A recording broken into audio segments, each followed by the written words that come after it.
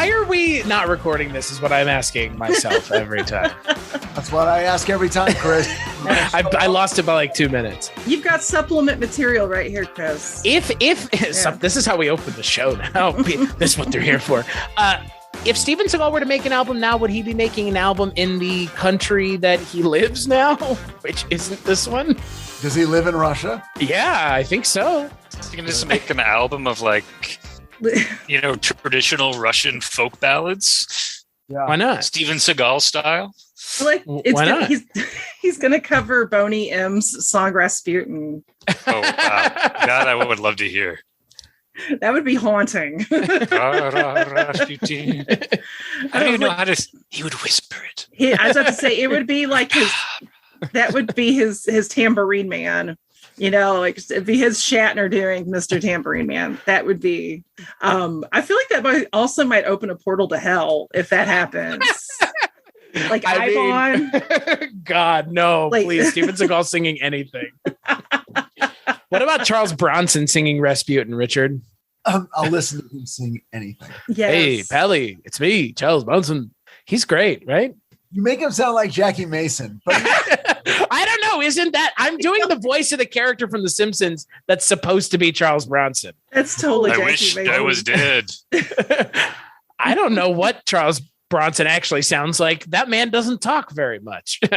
He sounds like a real man, Chris. He's a real fucking man. So on this episode of the Culture Cast, I am your host, Chris Dashew. I'm joined, as always, this month for Bronson by my two good friends. He is from DC's Titans, writer, executive producer, Richard Hatem. hello, Polly. It's me, Jackie Mason. I mean, Charles Bronson. I don't even know what Jackie Mason sounds like. So you're Exactly like what I just did. okay. Cool. And also from pulp-serenade.com, Colin Gallagher. Howdy. And all the way from Mondo Heather and Diabolique, Heather Drain. Hello. And I'm here, and we're all talking about Red Sun, a movie with Charles Bronson and Ursula Andress, who gets topless at one point because. Sir,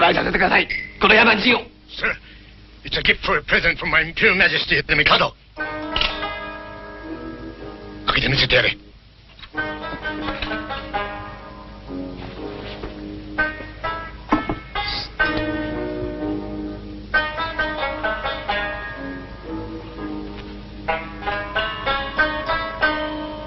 Oh, gold. Real gold, huh?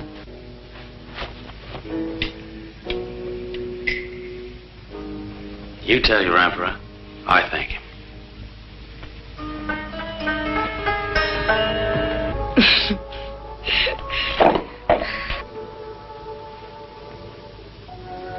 Now we take off yours.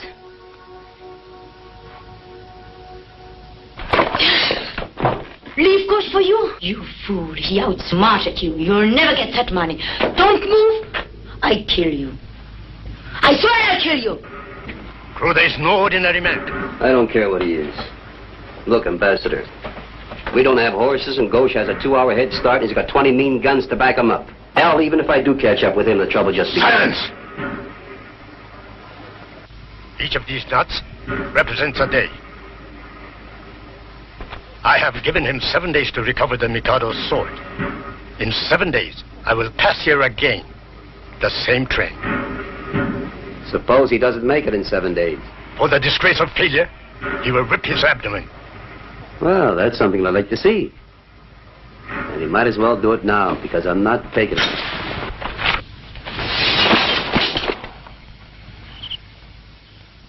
Son of a bitch.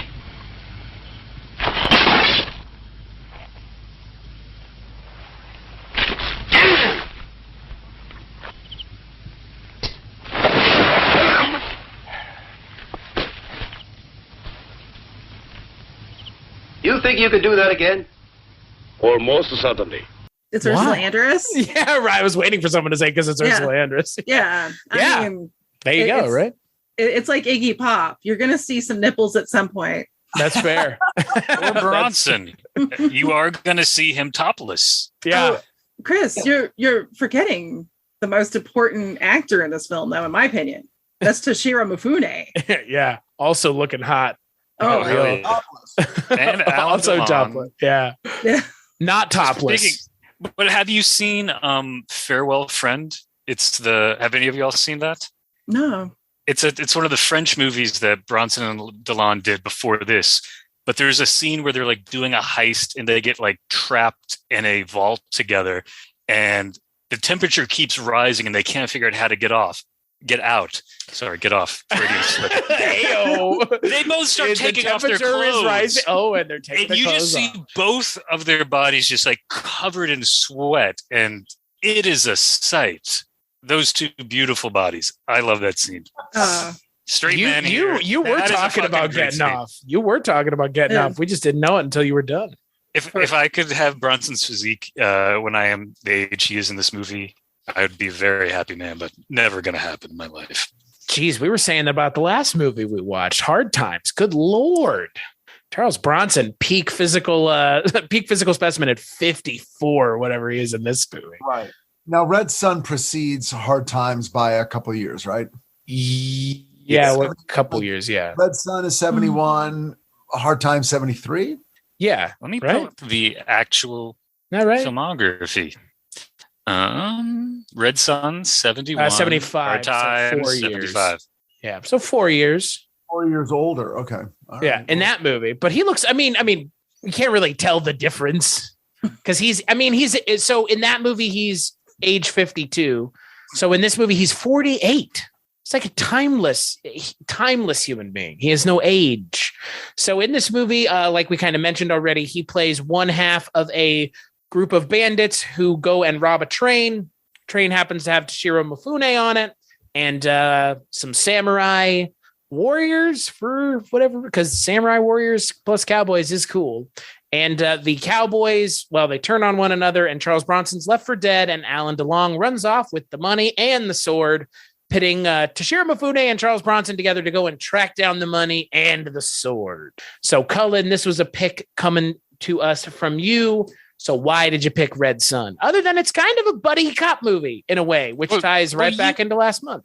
You kind of picked it. That's fair. Yeah, I guess I did. Yeah, that's fair. Because when we were talking about favorite buddy cop adjacent movies, I couldn't think of an actual buddy cop movie. But when you said adjacent, I was like, wait, Mifune as the samurai is sort of like the cop figure. You know, he's sort of a little bit like, you know, code of honor, a Right. little bit. And then you have Bronson, who's kind of the outlaw. I mean, he literally is an outlaw in this case. And they are paired together and they're total opposites, both in their mission, their demeanor, their moral, their center. And in fact, Mifune says outright at the beginning, as soon as I find DeLon, I'm going to kill him and take the sword so I can bring it back to the ambassador who can give it to the president of the United States. And Bronson's like, no, keep him alive for a day so I can torture him to find out where my money is. And Mifune's like, no, I got to kill him right away. And so the two of them sort of reluctantly pair up. And at different points, they're both, you know, especially Bronson keeps trying to sort of trick Mifune because he doesn't want him around. So I thought that was like a really interesting dynamic. And then when I told you about it, you got really excited. And it was just like, this seemed like a natural. It seemed something you were interested in. It's a movie I like. So Richard, what did you think of Red Sun? Well, it certainly fulfills what Cullen was just speaking about. They've got a shared interest in tracking down this guy. So then it's one of the movies where the joy is along the way, as they start out pretty much opposed to each other, and by the time they finally reach their goal, which is the criminal who double-crossed Charles Bronson. You really get the feeling that they've earned each other's trust and respect. And one way or another, they're more on each other's side than on any other side. So from that, and as you're watching it, you're thinking about a lot of other movies that sort of have this weird dynamic. Anything from Midnight Run to Shanghai Noon. You know, there's all kinds of sort of these reluctant buddy things that are just so charming to watch. This was a really early one, and it's great. It really is super entertaining, and I gotta say, Charles Bronson easily has 20 times the number of words to speak that he did in Hard Times. Hard Time, he was almost Harpo Marx. And here he's almost Groucho. It's a whole other side of Bronson. What about you, Heather? Had you ever seen this before? No, this was a completely new film for me, which was cool. I always that's the neat thing about doing podcasts is sometimes, films wash up on your shore that you hadn't really, maybe you were kind of familiar with, but you just hadn't taken the time to see. And when I saw the cast listing for this film, I was like, oh, this is going to be good. I love Charles Bronson, Toshiro Mifune, Capuchin, Ursula Andress, and Alain Delon playing a complete rat bastard, which is perfect. This is actually, little shameful confession, my first Alain Delon movie. Ooh. And I avoided... Did you like him? Well, I've avoided watching him for years for kind of a petty reason because I'm a huge Nico fan. And What's the connection? Well, her son, Ari, Alain Delon's the father, and he's denied paternity all these years. The kid and his mother raised him, like, because his own mother looked at him when he was a baby, and she's like, "That's my grandson," because he looks so much like Alain, and he's, So I've always just been like, wah, fuck that guy, Yeah, I mean that's a shitty thing to do. I love Nico. I think she's a tremendous musician and songwriter and presence. So Team Nico all the way. But he is a great villain. He's obviously very striking looking, and so yeah. But I mean, come on, it's Mifune. It's Mifune all the way. And Charles Bronson, which I found his mustache very fascinating in this because it's a little more. I grew up watching his stuff in the 80s as a kid, so I'm more used to the trimmed kind of like police officer mustache, and this was kind of like Snoopy's cousin Spike. It's totally like once you see it, you can't unsee it. You're like, that's a Spike stash, and I'm living for it. Yeah. God, you nailed it. That's exactly what it is. Well, but he's out west. He doesn't have access to a razor all the time. He's living on the rough. It works. It was perfect. It was perfect. I mean, at least he didn't have imagine if he had a soul patch. Oh, wow. I will say this continues the tradition of women not having a really great time at all. No. A great time or even anything really to do at all. I mean, look, Ursula Andress has something to do, which is be a Hellcat, but it's not like you come away feeling that she's a heroic character. I mean, you don't like her either. So yeah. She takes every opportunity to show who she's actually aligning with. They're in here. Shoot them. It's like, all right. Yeah, Capuchin is the woman who Toshiro Mifune kind of ends up with at the Old West brothel, right? Hotel Maxime. Make sure to tell about the great hospitality at Hotel Maxime. Hotel Maxime, right? Yeah. Right.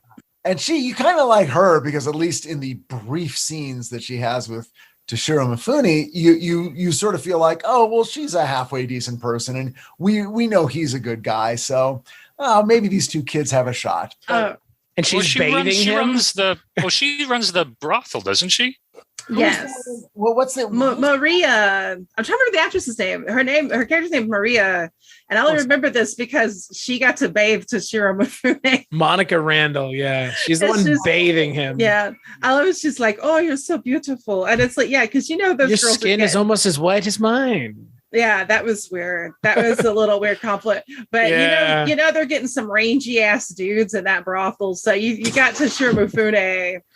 She was like, oh, this guy takes care of himself. Look, he's got his hair up. I was afraid. I thought she was going to say, "You're as hairless as I am." That's what. Wow, the Old West, folks. Yeah. Yeehaw! Christ. What man would not want to hear that from his lover? Right. Hey, I've heard it many times. Oh my God, Nevin. Ladies and gentlemen, this podcast is blue. So blue.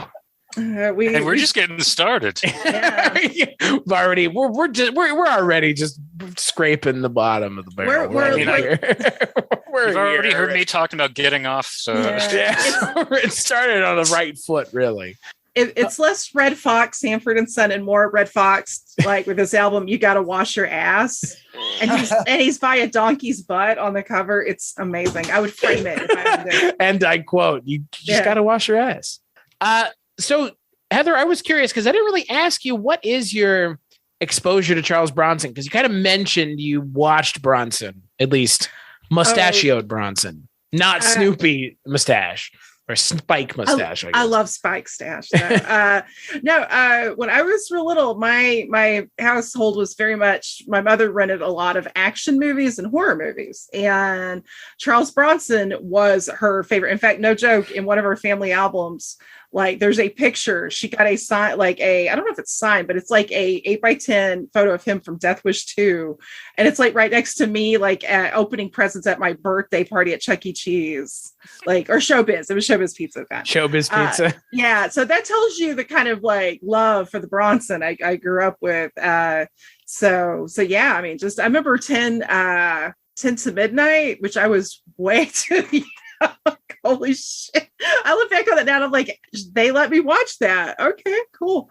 Didn't mess me up too bad, but it's just like all of that great kind of canon era Bronson. It wasn't until I was like much older and really getting into film history that I was like kind of like, oh man, he's got, obviously he has this huge career. I mean, he's in House of Wax.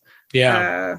Which is a trip to, I mean, when you first see that and realize that's Charles Bronson, that's just like a whoa moment. But yeah, I mean, he's like, I think he's one of those great, just real sort of rough-hewn, testicular, fortitudinal character actors that we just don't really have a lot of, I think, nowadays. Like, he was a part of a special breed for sure.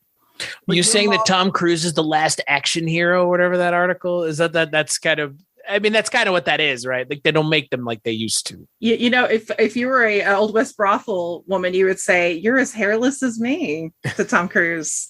Are you referring to the New York Times article, Chris, or the multiple articles about him? The New York Times article where it's like, he's the last of the action heroes, Tom Cruise. That's what they said. And it's like, okay. They went further, at least because there was a couple of there's just Tom Cruise love, but one of them says he's the last actor that people go to because he's in it and not the franchise. But they're saying that about the guy who's in Top Gun Part 2 and is also in Mission Impossible. And by the way, so like a lot of movies that have not opened. Mm-hmm. The Mummy. And that, I mean, and that's an example of one that at least has some, genre IP behind it. He's done a lot of one-offs that were just like, I'm just an actor, and action movies too that have not been huge hits. So, like American Made. You remember that movie? I do. I don't. But where he was like a drug smuggler in South America with a plane or something. I guess he wasn't. I don't know. If he's in Mission Impossible, great. If he's in Top Gun, great. He did a couple of Jack Reacher movies, which I guess did okay, but he ain't knows anymore. But everybody said, you as a 5'5" man are not fucking Jack Reacher, my friend. When the character in the book just sits there and doesn't say anything, right, Richard? That's the whole point, because he's like 6'5" and intimidating. Right. Well, so watching this movie makes me wonder kind of where did Hollywood see Charles Bronson? Was it That's like, good question. You can't get Clint Eastwood, you get Charles Bronson? Is it no? Certain movies are Clint Eastwood movies, and Charles Bronson fills a different yet equal niche. I've never quite glommed onto exactly what Hollywood. And by the way, this is not a Hollywood movie. This is a French movie that was distributed, I guess, by Warner Brothers. But all that having been said, what did Hollywood think? I was going to ask Heather, what did your mom think? Was it just like, oh, he's sexy? Or, I mean, was she ever able to articulate why she was such a big fan? As far as such a weird thing to talk about, as far as sexiness goes, I think she just thought he was badass. I think she just thought he was like a real masculine, just kick-ass guy. I mean, when it came to sexiness, she was more in the Sam Elliott, Tom Selleck school, Don Johnson Don Johnson's the outlier with the mustaches. Right. I was going to say a lot of yeah. those dudes have mustaches that you're mentioning. I like But that. not I Don like her Johnson. taste. Yeah. So yeah, but I don't remember her ever being like, "Ooh, Charles Bronson," but she'd just be like, "Oh man, he's great." I think she's just a fan. He was clearly a draw. Mhm. And I'm wondering also, because I haven't seen a lot of his movies, and Colin, you can probably answer this, but did he ever get, because then at a certain point, Clint Eastwood sort of got to act a little bit and actually sort of take on characters that you would have thought were sort of outside, play Misty for me or something. You'd sort of go, oh, that's Clint Eastwood. That wouldn't have been my first thought. Okay. Mhm. I mean, did Charles Bronson ever get to a point where it was like, no, let's just put him in a movie? The great, like one of the more like actor roles he did, in my opinion, would be like Act of Vengeance. I believe it's what it's called, where he plays Jock Yablonsky. It's like a Union story, where Keanu Reeves actually plays a hitman. It's one of Keanu Reeves' first roles. This was in the year of our Lord 19 what? It's like 85, 86. John Whoa. McKenzie directed it. Oh my I God. mentioned this as one of the possibilities. I gauged your reactions, and early it didn't gauge as high as some of the other ones we picked. But from my understanding about Bronson, is like when he gets in with Cannon, he sort of becomes like a difference. They're sort of just throwing him in these action movies, kind of, almost like a little bit more exploitation. Like they weren't like, how do we develop him as an actor?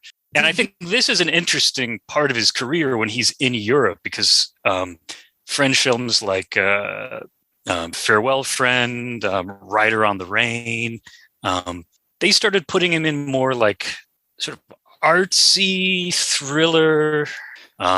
I don't know, these sort of unusual roles, but he was getting leads, which he wasn't getting in the US at the time. Okay. And did he, by the way, but this movie was not filmed in Europe, was it? I think so. I think it's, what is this? Yeah, I think was it like Almeria? It kind of had that like spaghetti Western shot in Spain. I think it was feel shot to in me. Spain. Yeah. Oh, okay. That makes sense. But this one's, assumed it was Arizona. but this is also interesting because you have Bronson, the American actor who's now in Europe, and he was bigger there than he was here. You have, Delon, French star, Terrence Young, the British director who had done Dr. No. You have Ursula Anderson, Capucine, who were huge. And you have Mifune, big star in Japan. Bronson was also a huge star in Japan. Mhm. And Shit. this is the Mandem 7-inch for All the World Loves a Lover, which we saw the commercial of that. I sent that to you guys earlier. And the 7-inch even comes with the sheet music, so you can play along to the Bronson commercial. So this would have been a big appeal to audiences, in multiple different areas. It's like, names for America, names for France, for England, Japan. Like, But this seems but like a nice the international question hit. is, was this a movie that could Clint Eastwood have been in this movie? Because that's an interesting question, right? Because would he have had that? Would he have had the? He would have, I guess, got the box of American appeal more, and that would have been it. By then, Clint Eastwood was famous. Right. Yeah. Right. This would be post Dirty Harry. I mean, it would have been, I assume, an even bigger hit. Probably. Right. Probably, yeah. It was a huge, to Toshiro Mifune, it was a huge hit in Japan. Yep. Because of him, but also because of Charles Bronson, because Bronson was popular in Japan too. And I'm asking all of you because you might know, but did Bronson have a lot of aspirations to do different things and more? And did he want to direct, or was he sort of like, hey, I just happened into this career. I didn't know I'd be this successful. I'll take whatever you got. I mean, he was a painter as well. I've been trying to track down where his original paintings are because I've wanted to do an exhibition of them somewhere. So if anyone listening knows where they are, so get was in he touch. just a guy who was like, hey, I do the movies to support my painting, and one of these days I can just paint full time kind of thing? Or was he really like, oh no, I'm curating my film career? I actually don't know. That's a good question. I didn't even know he was a painter. That's amazing. Because he went to school for art on the GI Bill.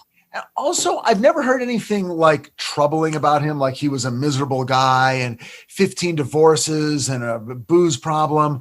Was he pretty happy? Just kind of like, hey, guess what? I guess I'm a movie star. I've got more money than I ever thought I'd have. the stories that I know, like, or once he married Jill Ireland, they were, as far as I know, they had a good marriage. When he would shoot, he would get like a whole hotel room floor for their family. That's awesome. I mean, Roger Ebert said that he, like, Charles Bronson was notorious for, like, not offering up, like, information about himself and, like, being kind of like he was a very private person, Richard. So, and I think that probably lends credence as to why we haven't heard a lot, is because it's like Keanu Reeves, right? Like, what do you know about Keanu Reeves outside of the minor public things? But he's a pretty private person. I mean, some of the bad stuff that's happened in his life, but like Charles Bronson, he was a private person, best I can tell. I've read one book on Bronson it's just called Bronson by W.A. Harbinson. And I didn't realize this until after I bought the book, but it's called a speculative biography. And he's writing this, but it's from the perspective as if Bronson is almost this mythological figure, and he's waxing poetic about, the memories of working in the coal mine during the Depression, would twist like a knife in his anus. That was one of the quotes. Are you shitting me? That's awful. No, how is that legal? I loved the book. Like, yeah. It's not, because to me, Bronson, like, is, I've always been more interested in what I see on the screen than wanting to find out, about the personal life. So this just sort of waxes poetic about this sort of mythological image that he creates on screen. So for me, it was perfect. Is there literally a line about twisting the knife in the anus? Yeah, that is it. Wow. That's a lot. That's quite a metaphor there. I don't know how to feel about that personally as a writer, but I don't know. He wrote a bunch of these, in quotes, speculative biographies, and I found his website. I kind of wanted to track him down and interview him. When people use the phrase, "Boy, you're really twisting the knife," I'm not picturing it in the anus. Maybe that's the problem you've made your entire life, is you should imagine it in your butt. More aptly, your anus, I guess, because your butt's not even specific enough. Well, you know what they say in Hollywood? They don't stab you in the back. They stab you in the front and ask you for the knife back. Right. And then they stab you in the anus with it. Well, now that's the part I didn't know. No. You haven't made it that far yet to the anus stabbing. Got the anus stabbing. God. We can have a I can go get the book and just read passages. But I liked the book. Like I'm sincere. Like, I really enjoyed his writing in the perspective. Like, it did for me what I wanted. Well, the reason I'm asking all these questions is because I've seen Death Wish a long time ago, and then these two movies in rapid succession, very different movies, Hard Times and Red Sun, which I'd never seen, and I do come away with a really good feeling of Charles Bronson. I mean, yeah, he's killing people or beating people up, but he's got a very appealing, fun presence in a way that, I mean, we were kind of joking around about Steven Seagal. I've never found him appealing on any level. And if there was a joke with him, I don't think he's in on it. I'll put it that way. I thought you were going to say you don't find him fun on any level. And I was like, that too. No, he's not. I mean, he's devoid of fun. I'm engaging. I find him weird, and I'm always at arm's distance. Where with Bronson, almost counterintuitively, I'm like, I kind of like this guy. I kind of trust him. I'm on his side. I'm in. So that's why I'm curious about like what he was like in real life. So Richard, one of the reasons that I really like this movie, and I was so glad when Chris and you responded enthusiastically to it as a possibility, is he's playing around with his screen image, in my opinion, because he is the tough guy. And throughout this movie, his character presents himself as, I'm the tough one. But, he thinks he's so smart, he's, going off with Mifune, and he thinks Mifune can't speak English, and he's just talking a mile in a minute, trash talking him. And Mifune is like, I speak English. I know what you're saying. And so it's just like, okay, he's not that smart. He really, he tries to trip Mifune to have him fall down a hill, but Bronson's the one who falls first and keeps rolling. Later, he eggs him on into like a fist fight, and Mifune keeps body slamming him and like throwing him over his back. I like the fact that Bronson felt comfortable enough to be like, I'm going to make fun of myself. I'm going to be the butt of every joke. Yeah. Yeah. Which, by the way, is what made the ending so surprising and really upsetting. Aww. Yeah. Yeah, I was bummed. Especially, I don't know. I'm curious to get like everybody's opinion on this, because I was thinking with this movie, if you had a lesser cast, like it's well directed, the final conflict scene is beautifully executed, I have to say, like all the combat.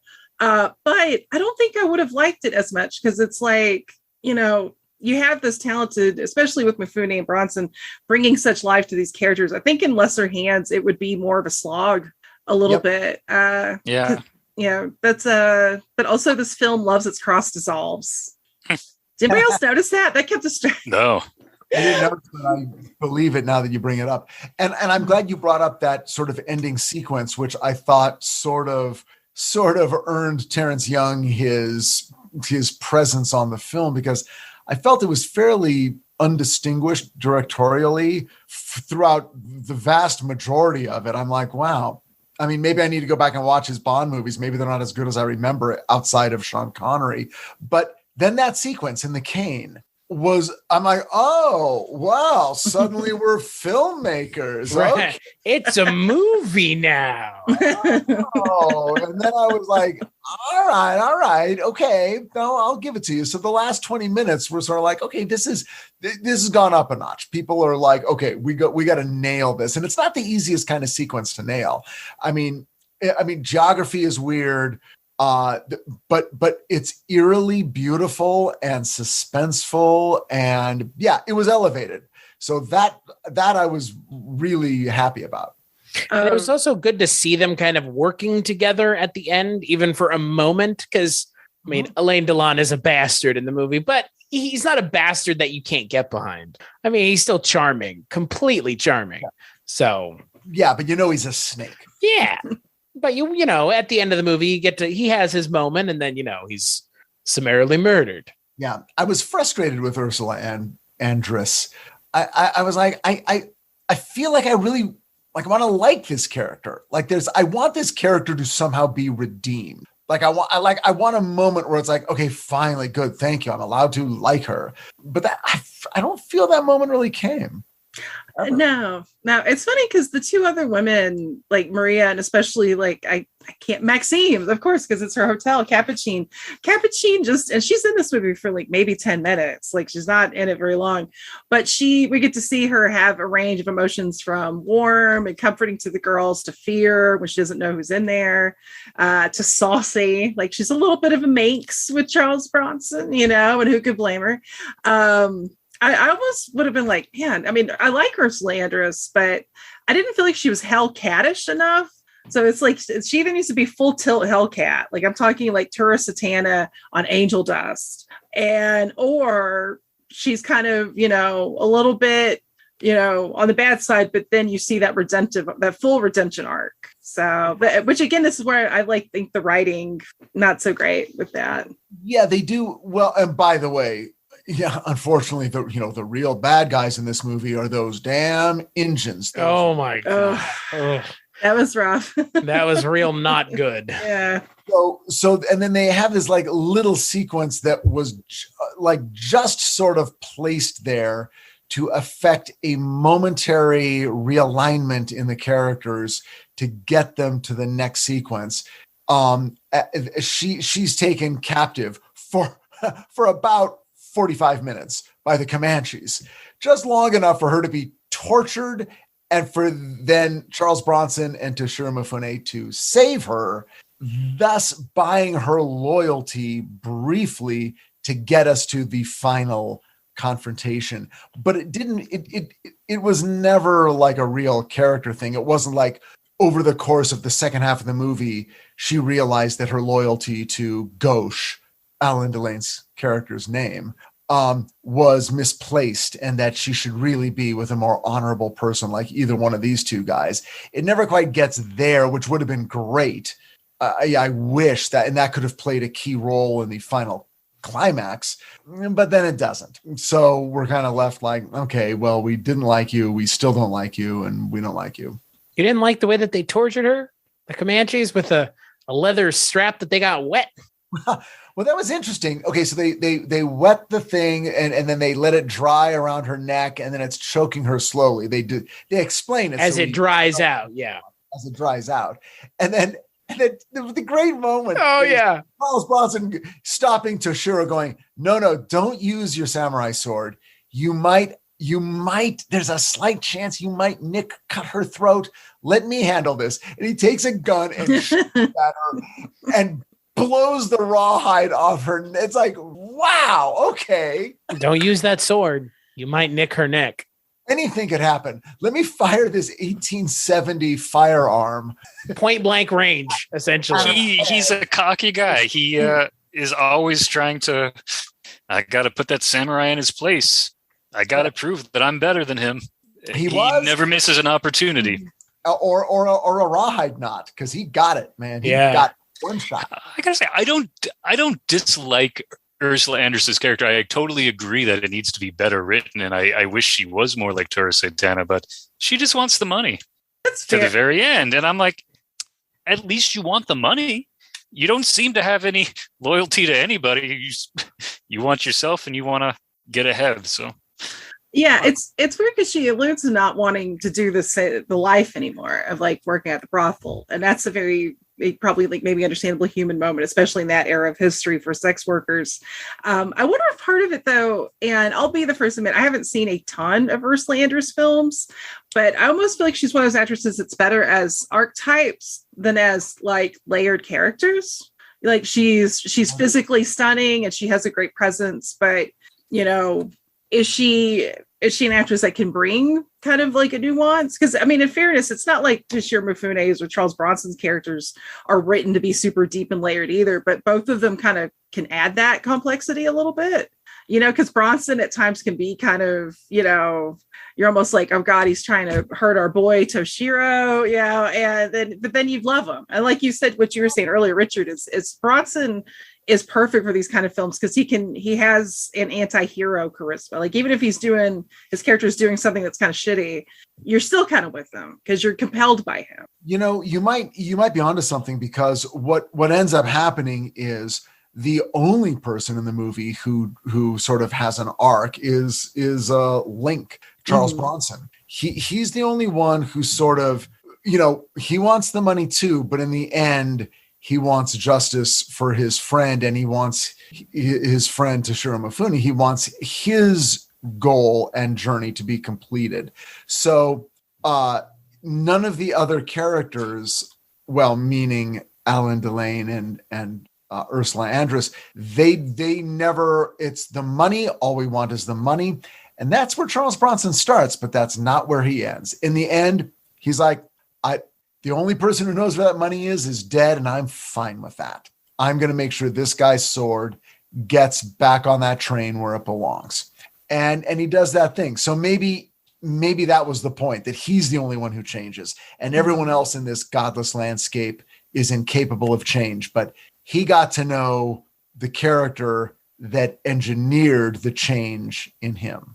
I love that. Holy shit. That's great. I'm moved.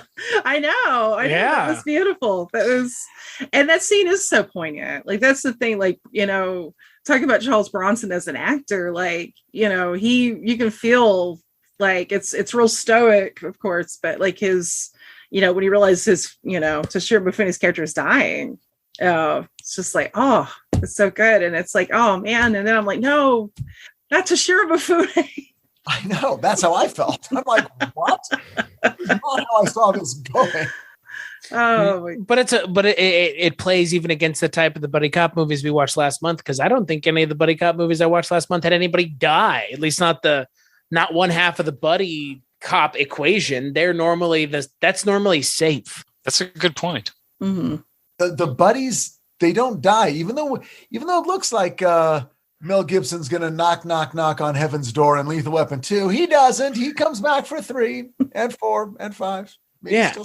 I was also very surprised by the ending, because the ending was, I That whole scene is interesting because, Toshiro Mifune hesitates to kill Elaine Delon, and he looks at Charles Bronson in that split second, and Bronson goes, "Kill him," which is funny because Toshiro Mifune held his honor to the literal last moment. Yeah, literally. Bronson had kept his mouth shut. Toshiro Mifune would still be alive. Because he was about to chop his head right off. He was going to cut his head right off. So I had a question for y'all. In the end of the movie, when Bronson is waiting for the train because he's going to give the sword back, if I remember correctly, he flips a coin, right? Yep. Mm-hmm. So I have my sort of idea about what the coin means. What do y'all think it means? Well, I think it means, am I gonna do the right thing and return this sword? Which I was a little bit confused by what he actually did, but then I did my own research and realized that indeed he was sort of placing the sword in a place where the ambassador would find it. So it's like, that's where they would put mail, right? I guess it was. I don't know enough about trains. Richard's not an 18th century train expert. Among all the things that I am, associate producer, writer, 18th century train expert. I think it's a fun little moment so that he doesn't seem so virtuous that the audience can go, oh, there's a little bit of Wile E. Coyote in him, but we don't know which way. In other words, we don't know if he said heads, I return it, tails, I don't. We don't know if he obeyed it or got the wrong one and said, fuck it, I'll do it anyway. We don't know. What do you think? Oh gosh. Who, me? Okay. All of y'all. Oh, okay. No, I too was kind of perplexed by where he placed the sword. I was like, okay, I get, he'll see it. I was like, is the coin flipping? Am I going to confront the man in person and hand it to him? Or am I just going to leave it? Am I going to do like what me and my husband call an Irish rollout?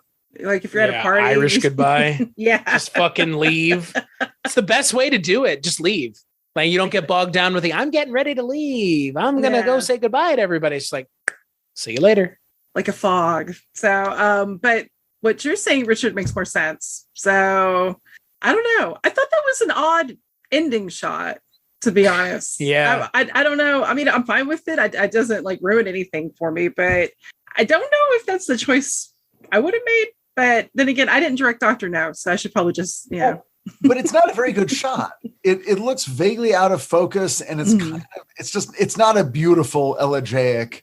It's not exactly what you want. No, it's just hanging there. There's not even a tighter close up to see the gold. You're right. The gold reflecting off the light, or the look of the diplomat to where he's, that's the thing. That's what you should have had. I kept expecting to see the diplomat have a poignant moment where he realizes, okay, Toshiro Mifune honored the request, but he is not with us.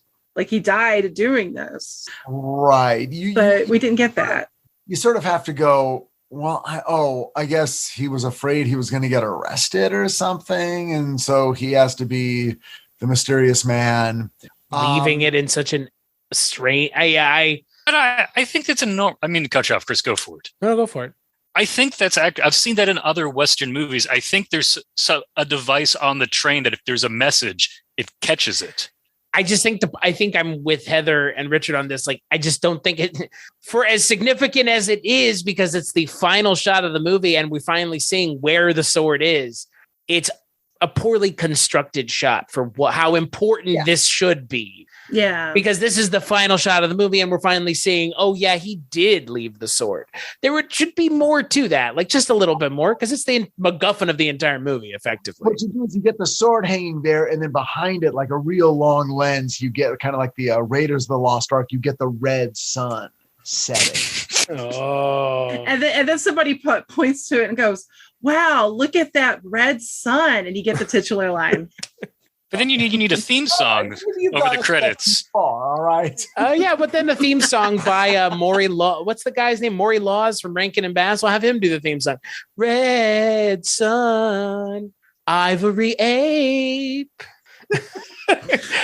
You know what though? What's funny is, Richard, we just watched a movie similar to this with Bushido Blade.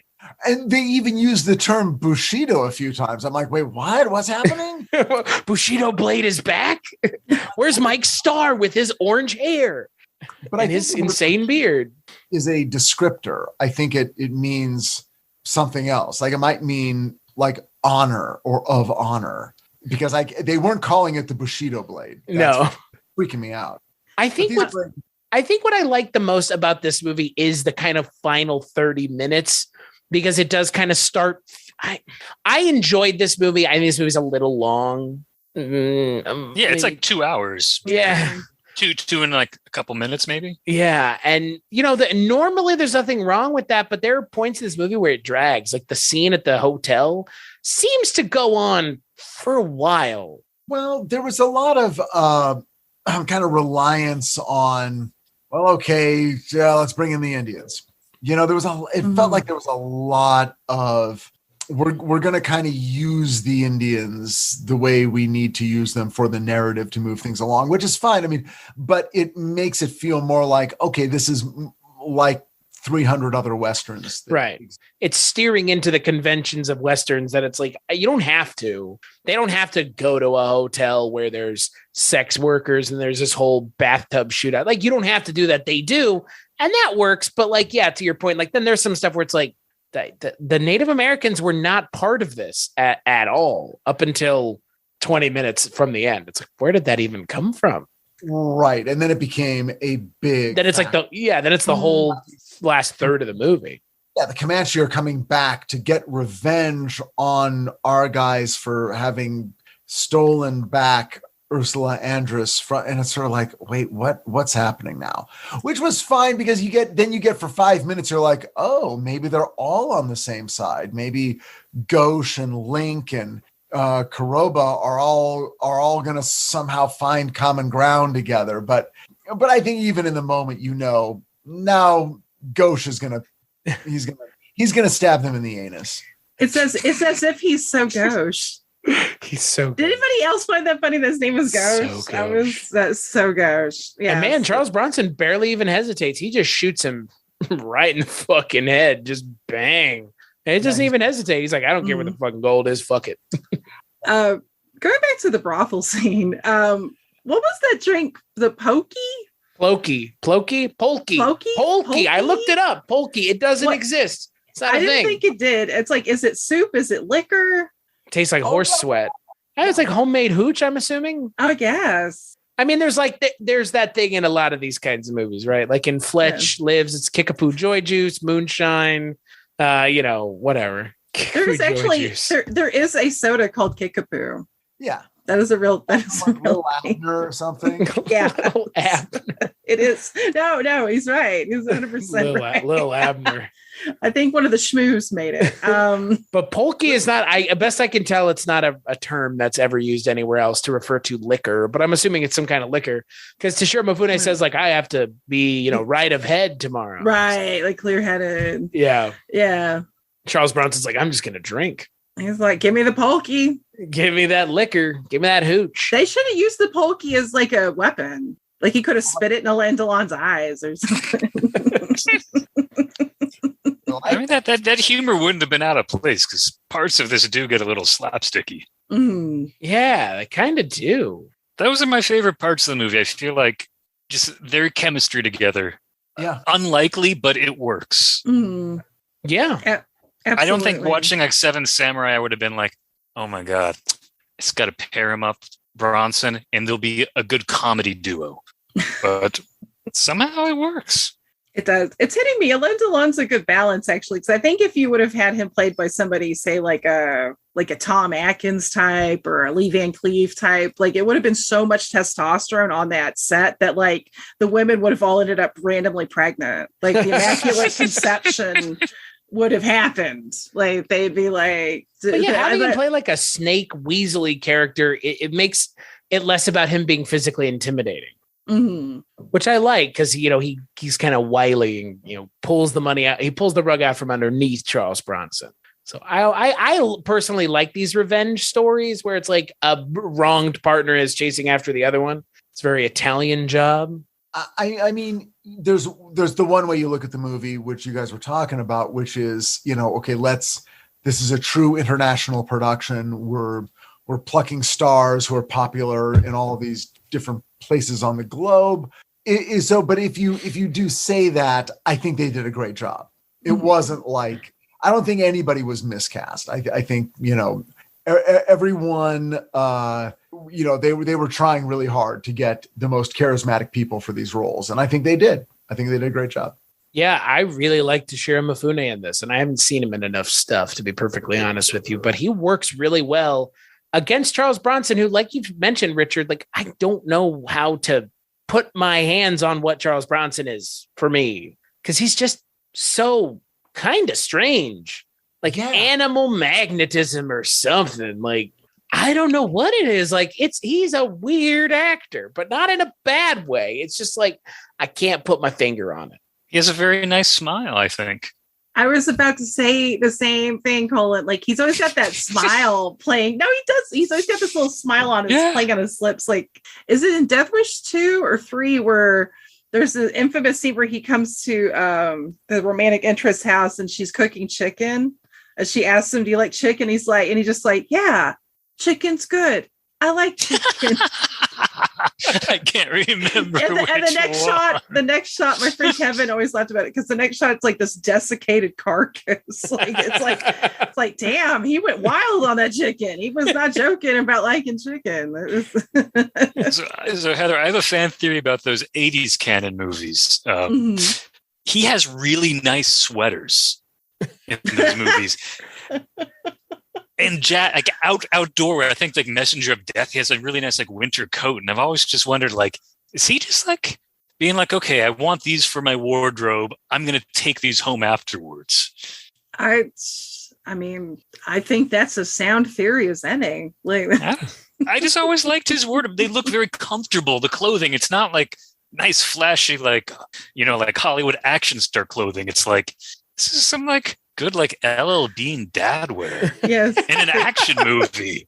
The Charles Bronson J. Crew collection. The Dad Bod collection by Buczynski. God. But Chris, to your point earlier though, he does have something that is really hard to put in words. And I think it goes back to, like you said, Heather, like, he's in House of Wax. He would have these small roles, but he always stands out in them, even when he doesn't have dialogue, even when he's only on screen for a few minutes. I think that's why he had such a prolific career in Hollywood. And it took him going to Europe in order to sort of break through and, become the, leading man star type. Well, Sergio Leone offered Bronson the role of the man with no name originally. And Bronson said no because the script was bad. He was also considered for the role of Snake Plissken in Escape from New York. But at that time, he was considered too old and too tough for the role, which is not a bad thing, I guess. Then he also auditioned for, and this is the universe I want to live in. You don't want to know what role he auditioned for a 1978 film that he was turned down for being too earthy. What? Earthy. The movie came out in 78. It's a big deal movie. I mean, if he had gotten this role, more people would know who Charles Bronson is. Ladies and gentlemen, Charles Bronson tried to be Superman. He was too earthy. Whoa. Too earthy. Too earthy. If you got your TARDIS, I'll head over to that alternate timeline and watch that movie. Can you fucking imagine that? Not Christopher Reeve, Charles Bronson, baby, as Superman. Oh my God. Go ahead. Is that better or worse than Nicolas Cage being Superman? That's the real question. I want to go to Comic-Con and ask an artist to do a portrait of Charles Bronson as Superman to frame. Can I make a suggestion to this universe? Can we have Timothy Carey as the Marlon Brando character? Oh, yes. Wow. I like that. God, that would be the best movie ever. I love Tim Carey. I do too. He's oh my gosh. always such a joy when he pops up. And there's another guy that when he's on screen, that's who you pay attention to. Oh my God. Yeah. Are you, Chris and Richard, you guys, are you converted to the ways of the Church of Timothy Carey? Holy shit. I cannot picture him. I'm sure if I Columbo, Richard, he's the diner, the guy who owned Bert from like the first season of the show. I gotta IMDb him. Have you seen Cats? Oh, go ahead. No, go for it, Heather. No, you go. I was gonna say, I always think of him in Minion Moskowitz. Oh my God, he's so good at that. Yeah, he's in Killing of a Chinese Bookie. He's in The Passive Killing. Glory. Yeah, no, but you don't forget him. It's like what No. Colin was saying. Like, I didn't forget him when he was in Columbo, chopping Yeah. that lettuce really poorly. oh God, my favorite TV is when he's on Starsky and Hutch as a racist pancake maker. And no joke, I literally fell out of my chair when I first saw it because he like roars his head like a cobra at one point. You know that's not the script. Like that's just him. It's beautiful. Why didn't you just tell me he was in Head with the monkeys? Oh my God, Chris, that's a movie I've been wanting to do with Chris. I've His never head. seen it. I've never That's seen a great it. Oh movie. my God. It is Head- fabulous. Head is great. It's really weird, but it's watchable and rewatchable for sure. It's one of my favorite Fabulous. movies. I love it. Also, The World's Greatest Sinner, which was the first instance of Frank Zappa. Frank Zappa did the soundtrack. It's a great movie. It's a fantastic, yes, and just bringing a lot of rock and roll energy. So yes, all hail Tim Carey. Yeah, I would prefer that universe. But I mean, come on. Charles Bronson as Snake Plissken could have worked. That would it could have worked, right? It totally could have worked. Absolutely, Yeah. absolutely. His is Superman. I don't know about it, but I'm down. I'm down with it. I am out. What if he was playing Superman when George Reeves was Superman? Like super duper young Charles Bronson. Possibly, sure. Too earthy. Okay. Too earthy. What does that mean? I mean, yes, in a way. It's like you have to be sort of clean and featureless in a way, in a particular way, I think, to just sort of get through the door of Superman, and then you can sort of tone it up or down. But look, there's other things. Maybe Lex Luthor. Yeah. Well, I was gonna say, I mean, Brandon Routh he had a big dick and they had to take his dick away for Superman. So I mean, you know about Sorry, that. what was the porn version of No, Superman? do you know? Oh my God. Yeah, I don't know what you're talking about either. So Brandon Routh is apparently very well endowed, and the Superman outfit, form fitting, they had to digitally kind of lessen his crotch, and that's a real thing. I'm calling some shenanigans because Burt Young apparently had the similar problem when he was Robin, and I think they just had to put like thicker, tighter trunks on him. They could have. That would be way cheaper than doing a digital removal. Burt Young throwing Burt Young, pipe, oh God, baby. Burt Ward. Burt Young slinging pipe too, though. I love Burt Young. Oh, Me too. Burt Young was totally laying some pipe. Okay. Yeah. No, I meant Burt Ward. Burt Ward, though, also Seriously. laying pipe. I've heard that he was quite the trim getter. Well, first of all, look, you're a young, good-looking guy on a network show. Yeah, you're going to get some trim, even if you're not young and not good looking. No, but I mean, he got like extra trim, like super trim. Trim plus one. Yes, he was trim. He was 19, Heather. Well, I'm sorry. With a big old bat ding-dong. problem. He had a big bat, apparently. long Batman. Apparently. The But that's original real. Look it up. Batarang. Look it Yeah. up. Brandon Routh they had to CGI de-lessen his crotch because I guess it was too much. Brandon Routh has he's big waisted. He has a big butt. And I say this out of personal experience. Yeah. How about that? Do you? I was doing a pilot and we were casting the lead. It was something I had written, and it was down to Brandon Routh and this other guy. And in a way, Brandon Routh was sort of like the obvious choice. It's like, oh yeah, he's totally the character. And then the other actor was like, he's not the obvious choice, but he's really interesting. And so I was sort of like, look, I'm happy either way. He's a really nice guy, a very good actor. He works like crazy. We went with the other guy. Show didn't go. We filmed a pilot, did not get picked up to series. The other actor is a great actor and a really great guy. If you've seen Fleabag, he's the guy who plays Fleabag's boyfriend who likes to do her in the ass. If you've seen Fleabag, you know exactly who I'm talking about. Yeah, I remember that scene. Yeah.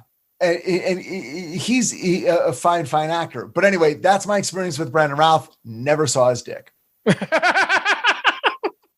Richard had to. And just to do justice, Ben Aldridge is the name of the actor. So check out Ben Aldridge, Fleabag, and other things. But you didn't answer the other. You didn't answer the question about how you know Brendan Routh has a big butt. Look at him. I saw him in person. Oh, this is just you saying that. Okay. No. But if you now that I've said it, if you look at him in shows that he's in, you'll sort of go, oh, he is like, if you get a look at his whole body, it's like, oh yeah, he's wide hipped in a way that a lot of actors aren't. I mean, it's not like some weird, crazy deformity or anything, but it is an aspect of his physicality. He's a freak. I mean, I love Brandon Routh. Yeah, but he seems like a nice guy. Big childbearing hips. Richard, what you're showing is different, though. Big childbearing hips. Really big. But apparently, it's proportional to what he's got up front. This could be the episode where he talked about Brandon Routh's cock for like 5 minutes straight. Well, I had no idea, but now I don't know. I'm excited for him. I'm glad for him. It's like Huey Lewis. You know what they say. He was making all the news. But did Huey Lewis have a big dick? Oh, wait, did you not know that? Yeah, that's like the OG one, isn't it? Like, it's one of them. Or Tom Jones, I guess.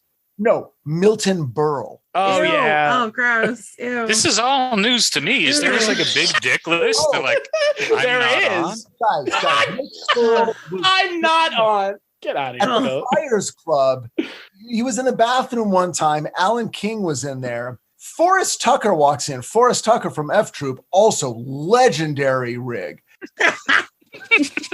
Forrest Tucker walks in, and he's like, and he sees Milton Berle, and he's like, "Hey, I've heard the stories." And Milton says, "I've heard the stories about you." And Forrest says, "You want to compare?"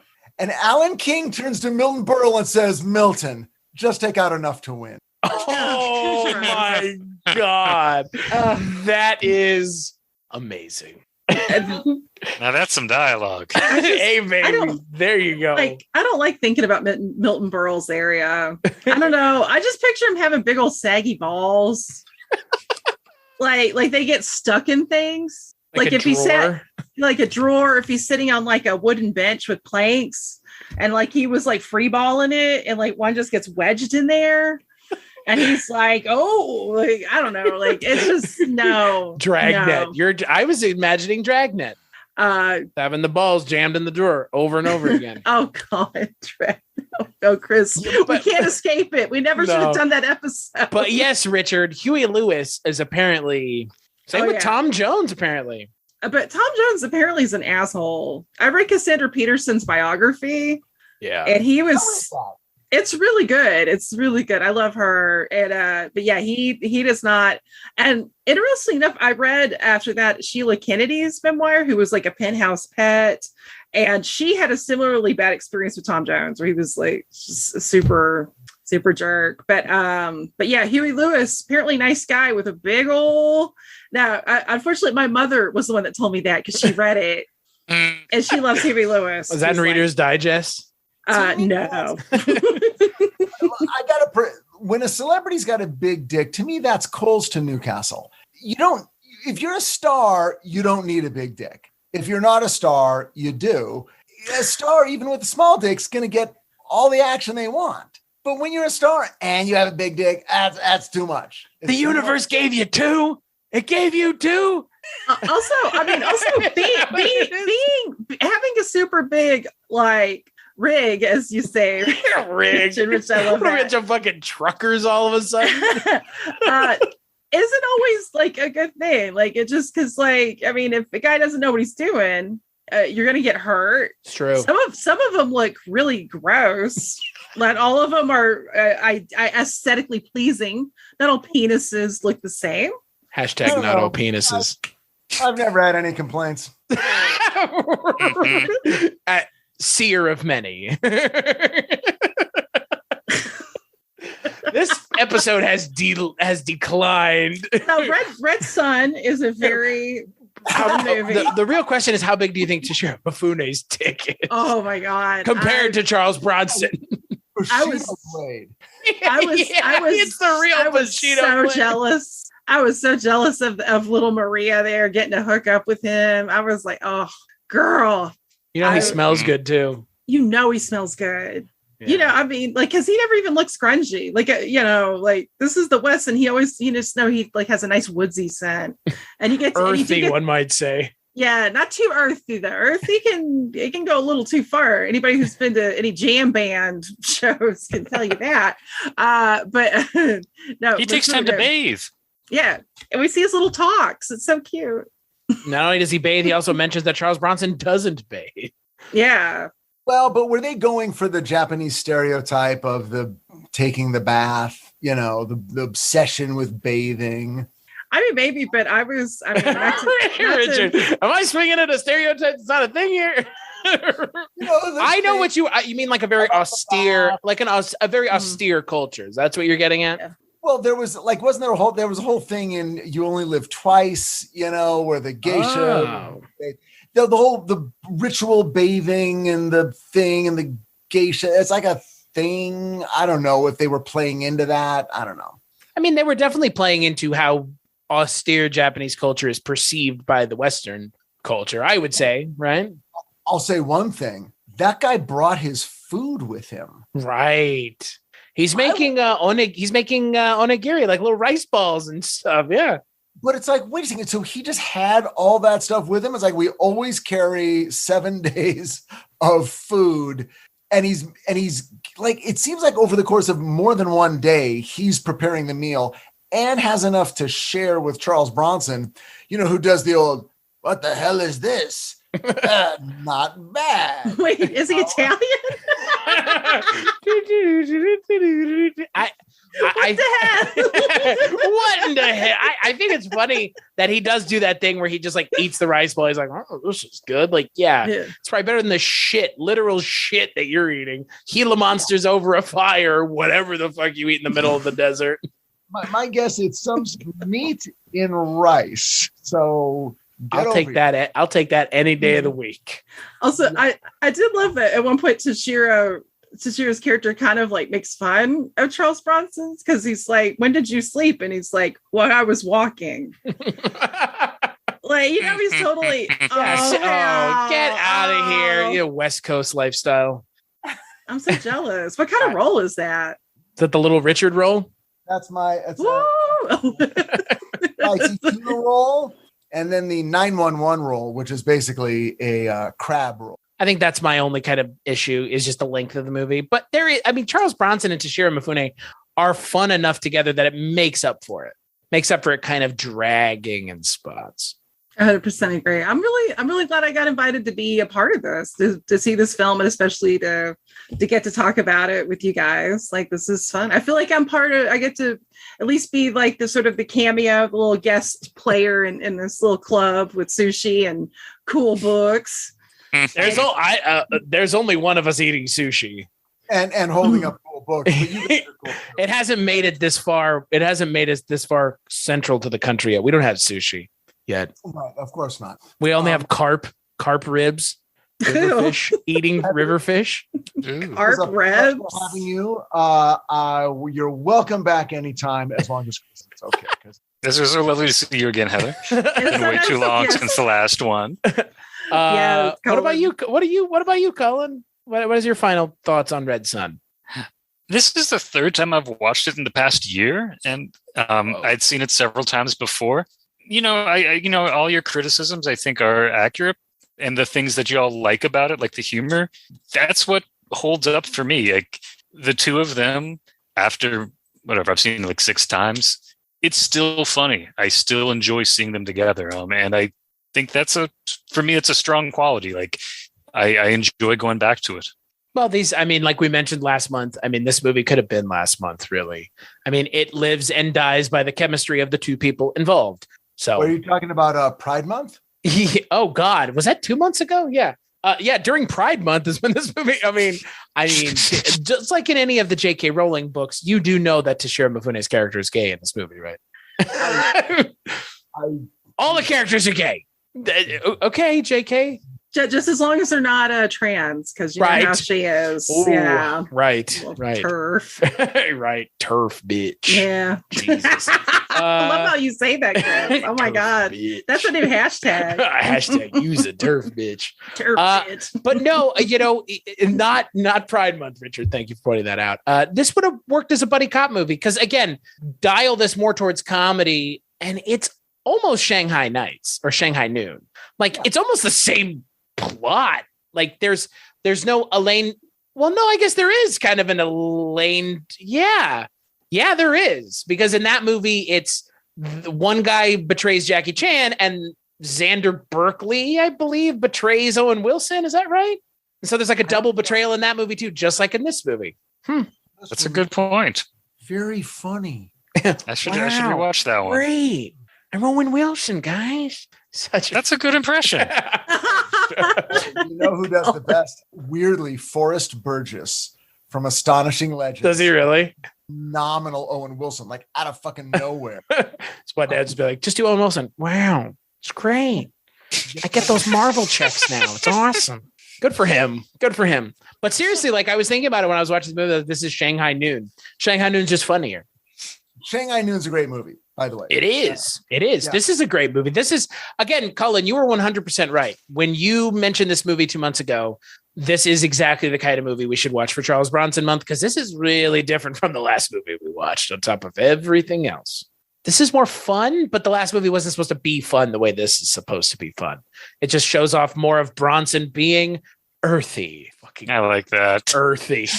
So on that note, let's take a break and we'll play a preview for the next Culture Cast of Bronson Month. Last year, Billy Jack became one of the most popular pictures of our time. Walking Tall was applauded by audiences across the nation.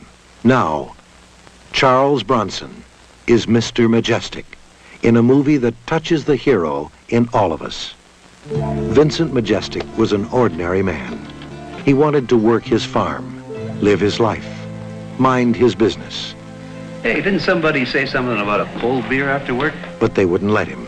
Hey, I don't think I know you. Come over from La Junta with some top hand pickers. Hire who I want. Yeah, well, you see, you want me. Only, it ain't sunk into that thick brain of yours yet. They frightened his workers. Tell them they don't work here anymore. You got 2 minutes to get the hell in your cars and get out of here. They tortured his friends. They do this to me. They're gonna kill you. They threw him in jail. You understand your rights under the law? I understand I should keep my mouth shut. They destroyed his crops. They forced him to become what he never meant to be, a hero. Why are they calling Mr. Majestic the one movie you must see this year? Ask anyone who's seen it. Anyone. Charles Bronson is Mr. Majestic in a movie that touches the hero in all of us. So that's right. On the next Culture Cast, we're going to be talking about Mr. Majestic. It's got Charles Bronson in it. That's all I know. And I'm going to be joined by Richard and Cullen and our good friend Josh Stewart, all the way from the Alamo Draft House. Wow. I'm looking forward to catching up with him again. Yeah, Richard, we talked about Deliverance with him last year when we did Burt Reynolds Month. Boy, I've done a load of these. You can't even remember how many you've done at this point. You were always here. When I think back to that crazy Winona Ryder devil movie, Lost. It's the first thing we ever did outside of Kolchak. Yeah, man, it was in the deepest, darkest COVID. And then we did The Devils. No, that was pre-COVID, dude. That shit was all pre-COVID, bro. Like Heather was saying. I was still driving to work because then we did that Wild at Heart or something. We did the that Nicolas Cage. Yeah, the David Lynch movie. Yeah. David Lynch. Okay. Anyway, that was pre-COVID. Like Heather said, time doesn't exist anymore. No. Go way back. There's a lot. There's so many. So many. So speaking of that, Richard, where can people find you when you're not here? Well, they can find me on HBO Max, writer and executive producer of HBO Max's Titans. Seasons 1, 2, and 3 are available now. Season 4 coming up. I believe it debuts next month, but I suddenly I'm not really hearing. I don't know when the posters and the bus ads are coming out in LA, but I believe it's late August. So check out Titans for some DC comic book adult, mature, meaning intense violence, action, not a lot of sex, but definitely violence. Don't let your children watch this unless they're over the age of 14. Enjoy. American-made intense content. No sex. Yeah, it's just violence. Don't worry, you won't see any breasts, but you will see someone get their face dragged along the bottom of a shattered window. Holy shit! What the fuck? That's in the pilot. Oh, okay. Cullen, where can people find you? I assume you're not having people drag their face through glass. Maybe. No. Probably just CullenGallagher.com is probably the best place. I should have an article on W.R. Burnett coming out in the LA Review of Books sometime this summer. I did a intro to a couple of his books that Starkhouse Press put out recently. And hopefully we'll have a bunch of music albums coming out by the end of the summer. So when I remember to actually update the site, I'll put links. What about you, Heather? Where can people find you? You can find me over at my website, mondoheather.com, and as well as over at diabolicmagazine.com. And also, if you go to Arrow Films blog, about a month or two ago, I did a little wee primer on the cinematic universe of Jean Rollin. Ooh, I got to check that out. I've been wanting to revisit his movies. So that would be the perfect companion. Yes, we're kind of doing like along with Movies from Hell, like a summer of Rollin. And we've done one episode so far, just kind of over Rollin in general, and we're going to be getting deeper in the weeds. Plus, Kat Ellinger from Diabolique, she's got a documentary on Jean Rollin that's premiering at Fantasia Fest. Holy shit! Yeah, it looks incredible. It's called The Orchestrator of Storms. And what I've seen of it looks phenomenal. So, and I can say that unbiased because obviously Kat's like my sister from another mister, but Rollin is in wonderful hands with her. So yeah, definitely. Kat frequent commentary guest with Mike White over at the Projection Booth podcast. Yeah, see that Mike White, that Mike White. He's a good one. He is. And you can also find me on Twitter and Instagram under @MondoHeather. As for me, cstachiw.com, cstachiw.com. That's my link tree. Go there. Richard and I do a podcast together about Rankin and Bass. I kind of mentioned it. Cullen does the music for the Columbo podcast that I do with Mike White. And then Richard is on the Kolchak podcast from time to time. That is now done. And Richard's also on the Barney Miller podcast from time to time. So all the places everybody else shows up that isn't here. I also happen to be there. What a surprise. So culturecast.com, patreon.com/culturecast for all the things for this show. Cullen, Richard, Heather, thank you for joining me as always. Cullen and Richard will be back next week. Heather and Father Malone and I, you'll be hearing us talking about some really blue people. We've already done it, but the episode's not out yet. We're coming out after this one. So I guess make sure to check out the next episode. Is that a Blue Man Group documentary?